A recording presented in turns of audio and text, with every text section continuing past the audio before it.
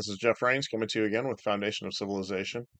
I am excited to be here again. We've had another interesting week that has occurred. It is March 8th, 2025, and I'm grateful that you're here. I will apologize because I've been having some technical difficulties today, but I will power through them best that I can. Starting off on the world markets, the oil West Texas Intermediate ended at $67.04. Brent ended at $70.36, and the OPEC basket ended at $71.75. Gold ended at $2,911.17, and silver ended at $32.55. Some good news for the economy, which is interesting because the world economy looks like it's going to be going through some struggles here in the near future. But the Baltic Exchange Dry Goods Index ended at $1,400, which is up almost $200 since last week. Uh, Conflicts continue throughout the world. I'll hit those as I go along. As far as military and naval deployments go, aircraft flights continue to suggest a significant presence over northern Mexico, and that netted us 29 cartel members last week. I'm still a little surprised we haven't had any explosions going off. However, that's probably very good and a sign of how good our intel agents are working with law enforcement. This week, the USS America was reported as operating in the Philippine Sea and exercised Iron Fist 25 with the Japanese Navy. The USS George Washington is in Yokosuka, Japan. Continues to be in Yokosuka, Japan. The USS Carl Vinson is paying a port visit to Busan, Korea. At last report, USS Abraham Lincoln was in its home port of San Diego. The USS Harry S. Truman is operating in the Red Sea. That's after the incident, uh, I guess a minor collision, since since it's back operating again. The USS Nimitz, at last report, was in Bremerton, Washington. USS Ronald Reagan had departed Washington, but no word on where it's operating currently. The USS Tripoli is in its home port of San Diego. The USS Wasp remains in Norfolk, Virginia. USS George H.W. Bush as far as we know, still conducting operations in the Eastern Atlantic. However, at this time, the last reports we had were some time ago, and so it could be anywhere in the world at the moment. The USS Gerald R. Ford returned to Norfolk, Virginia. Uh, I take that back. Last report we had, it was in Norfolk, Virginia, and that was its return was some time ago. And lastly, the USS Iwo Jima departed Earl, New Jersey. In Europe, the DAX ended at 23,008.94. That's 008.94. FTSE ended at 8,679.88. The CAC 40 at 8,120.80. The IBEX ended at 13,257.1 point 10. In an apparent preparation for the upcoming trade war with the United States, the European Central Bank cut rates and I guess to ease the burden. After the blow up last week in the Oval Office, the U.S. president blasted the Ukrainian president, and the meanwhile, the Europe seeks a massive surge in defense spending. Defense promises are scant, but on details. As Europe enters a decisive week, many of the countries are promoting extensive growth in their defense and plans and ideas of where they need to go, what they need to do, and the development of their people to prepare for war. A an ally of the Russian president is pushing a deal to restart the Nord Stream 2 pipeline. this time with U.S. backing. The Now, to remind you guys, Nord Stream 2's two pipelines were blown up in sabotage attacks in September of 2022 that destroyed both pipelines of its older sister project, Nord Stream 1. The other Nord Stream 2 pipeline, which has an annual capacity of 27.5 billion cubic meters of natural gas, is undamaged but has never been used. After that clash from last week, the US president paused military aid to Ukraine. They then this week, the US president also paused intelligence aid. This is this is actually very key, and I don't know how you get around bringing peace to the area unless you cut off that intelligence. The intelligence was used to launch attacks deep into Russia. The last attack I saw was 1,300 miles to kind of to the east, to the northeast of Ukraine. Despite the rhetoric, everyone knew that Ukrainians were not the ones working the systems, even if the people pushing the buttons were Ukrainians.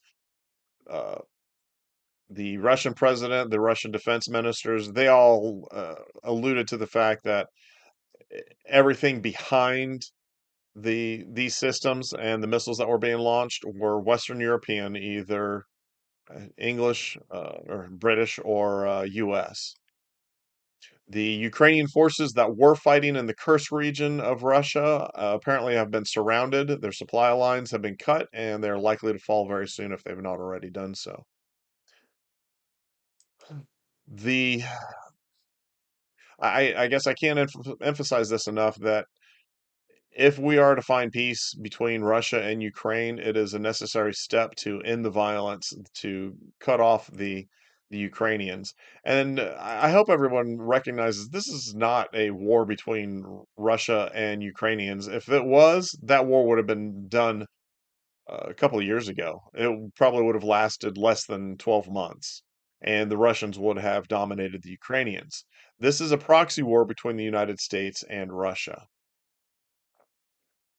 As far as the peace talks go, despite the U.S. president's suggestion, many leaders, well, Lukashenko in this particular instance, rejected the idea that Russians would accept European peacekeepers. And the next step is that we need to get the Russians to stop launching attacks into Ukraine, which they did just recently over the past couple of days, killing at least 20 people. And as a side note, as the United States continues to dig into the finances and where the spending is going, the the new U.S. FBI director is calling on Congress to investigate the Ukrainian aid and enhance the transparency. In Asia, the Nikkei ended at 36,887.17. The SSE index ended at 3,372.55. The Hang Seng Index ended at 24,231.30. The BSE Sensex was at ended at 74,332.58. The Nifty 50 ended at 22,552.550. That North Korean hack that stole $1.5 billion, it's estimated to have taken only 2 minutes. Well, I'd love to have that kind of payoff. 2 minutes of work for $1.5 billion. China has announced that it will increase its defense budget by 7.2% this year. That adds up to about $245 billion. They've been expanding quite a few things, and they've been expanding their capabilities as well. The defense positioning of China has been driving a wedge between U.S. and partners in the Middle East. Vietnam has elected to buy Israeli satellites so that they can spy on China. In an incident this week, Philippine fighter jet and two pilots are missing on a mission uh, against insurgents. Also, this week there was a incident involving Korean aircraft. The Korean aircraft accidentally dropped bombs on a village near the bombing range. They are digging, but the indications are that the pilots input the wrong coordinates in the computer, and the bombs fell uh, in the wrong place. Several people were injured. No word on any deaths so far.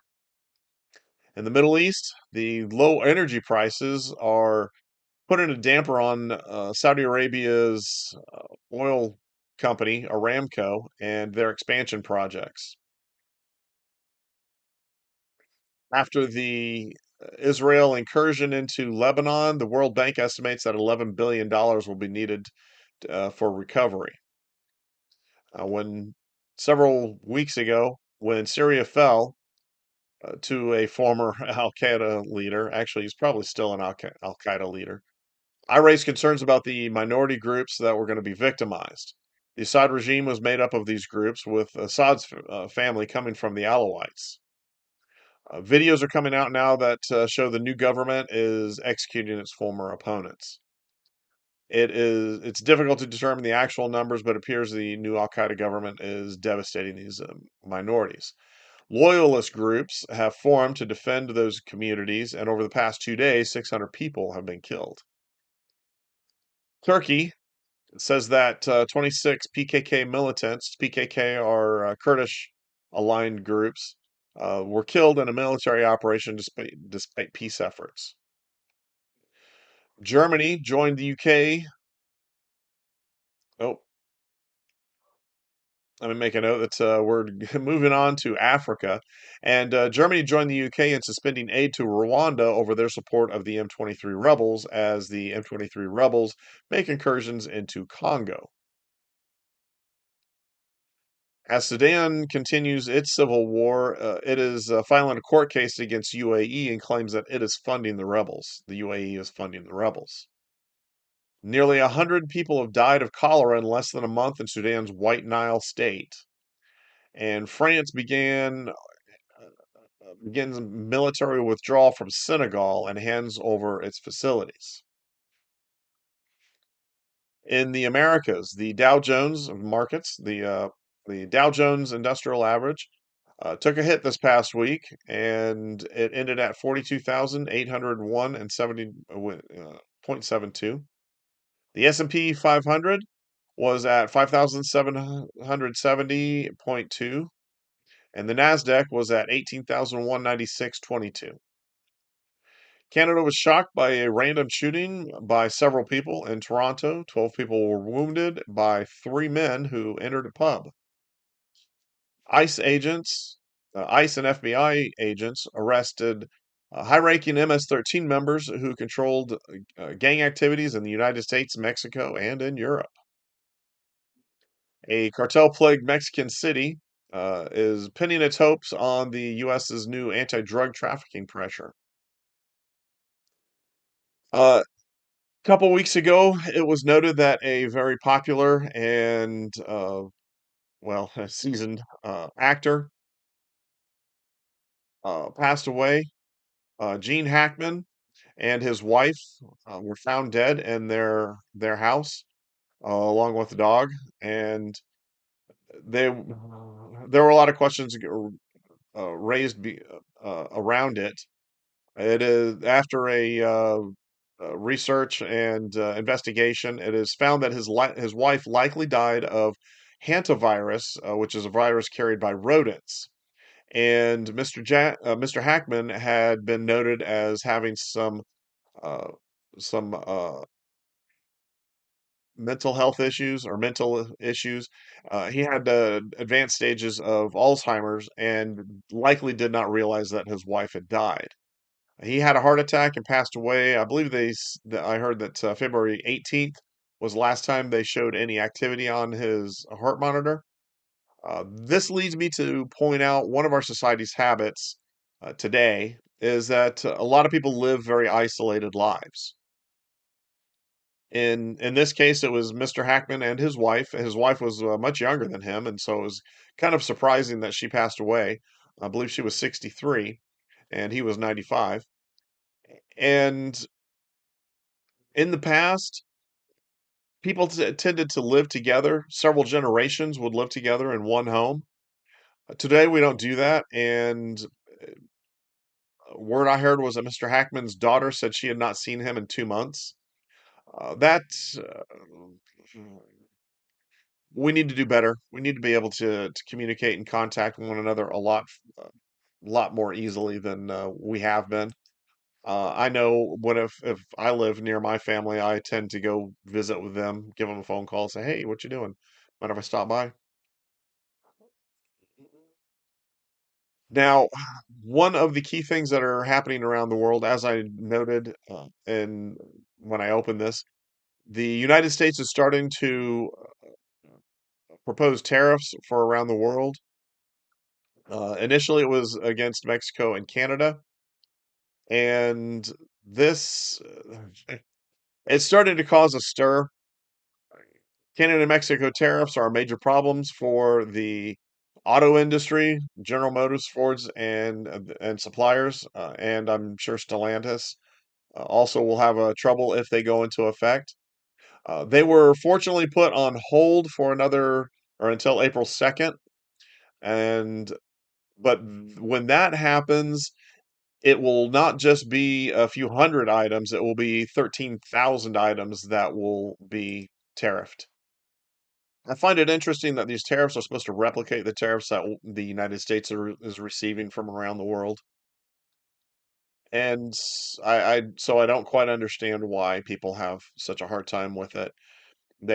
If our products are being tariffed at a certain rate, then why are we not tariffing other people's products at a similar rate?